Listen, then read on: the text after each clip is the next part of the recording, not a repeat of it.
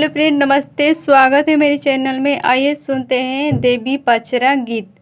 सोने के मंदिरावा में सुतीली सीताली मैया चौकट विंधइले ना। सोने के मंदिरावा में सुतीली सीताली मैया चौकट विंधइले ना। बैठे सेवा नदनवा हो चौकट विंधइले ना। बैठे सेवा नदनवा हो चौकट विंधइले ना। कवना संकटवा तोहर परले हो सेवा चौकट विंधइले ना।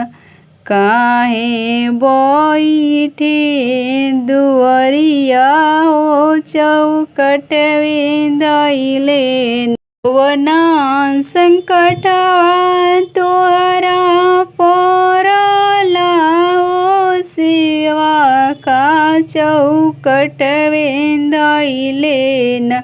बैठे हमारी दुअरिया हो चौकट विंधइले ना।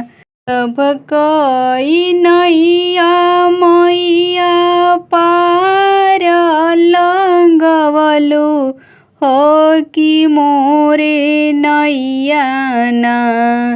सब कर नैया मैया पार लगवलो हो कि हमरो नैया ना। हमरो नैया ना। काहे बीच मांझ धरवा हो कि हमरो नैया ना। काहे बीच मांझ धरवा हो कि हमरो नैया ना। जाहु जाहु सेवा खाओ अपनी नगरिया हो कि भोरे होते ना। जाहु जाहु सेवा खाओ अपनी नगरी या कि भोरे होते ना।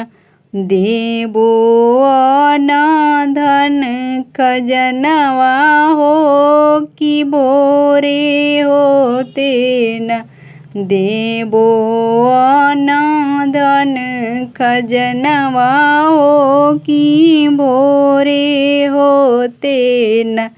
सोने के मंदिरवा में सुतेली सातो बहिन चौकट विंधइले ना।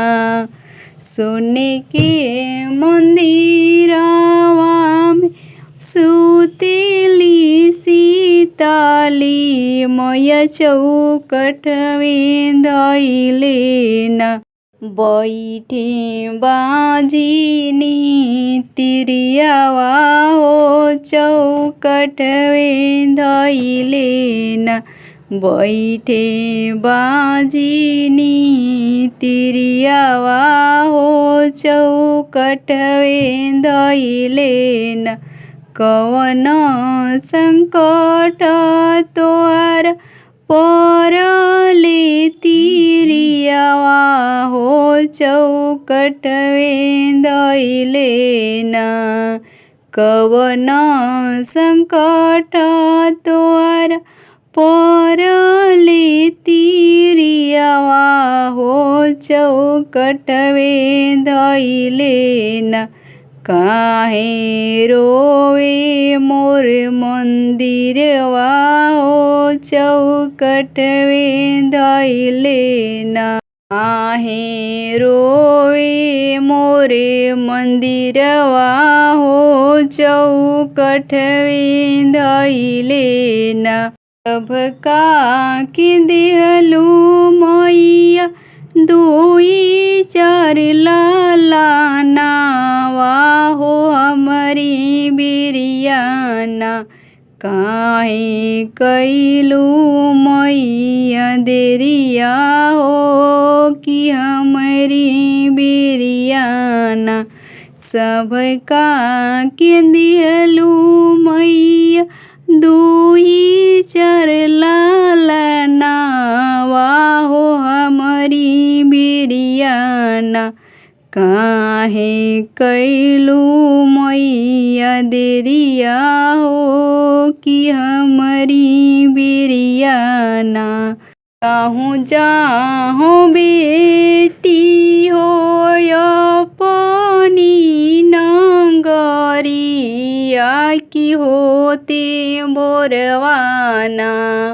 जाहूँ जाहूँ बेटी हो अपनी नगरिया की होते बोरवाना। देह में गोदिया में ललनवा हो कि होते बोरवाना। देवो गोदिया में ललनवा हो कि होते बोरवाना।